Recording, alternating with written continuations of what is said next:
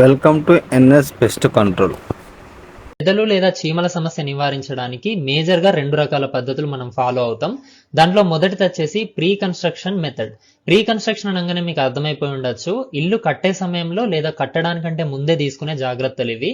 మనం ఫుట్టింగ్ చేసినప్పుడు లేదా బేస్మెంట్ అప్పుడు లేదంటే ఫ్లోరింగ్ చేసే టైంలో ఇసుక సిమెంట్ కలుపుతాం చూసిండ్రా, ఆ టైంలో కూడా మనం ఈ ప్రీ కన్స్ట్రక్షన్ ట్రీట్మెంట్ అయితే చేయొచ్చు. దీంట్లో ఉండే బెనిఫిట్ ఏంటంటే మనకు సమయము ఖర్చు రెండు మిగులుతాయి.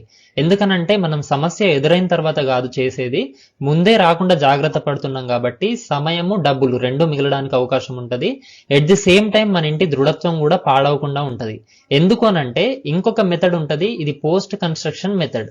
ఈ మెథడ్ లోపల ఏందనంటే ఇల్లు కట్టిన తర్వాత లేదంటే మనకు సమస్య ఎదురైన తర్వాత ఈ చీమలతో గానీ లేదా చెదల పురుగులతో గానీ మన ఇల్లు డ్యామేజ్ అయిన తర్వాత పాటిస్తే దాన్ని పోస్ట్ కన్స్ట్రక్షన్ మెథడ్ అని చెప్పేసి అంటారు.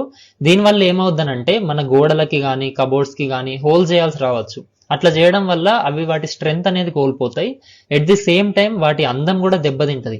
ఎందుకనంటే మీరు ఫస్ట్ టైం చేసినంత మంచిగా తర్వాత ఎన్ని ఆల్టరేషన్ చేసినా కూడా ఆ లుక్ అయితే రాకపోవచ్చు. కాబట్టి నా వరకు నేను చెప్పే సజెషన్ ఏంటంటే మీరు ఎప్పుడు కూడా ప్రీ కన్స్ట్రక్షన్ మెథడ్ లోకి వెళ్ళండి, పోస్ట్ కన్స్ట్రక్షన్ లోకి వద్దు.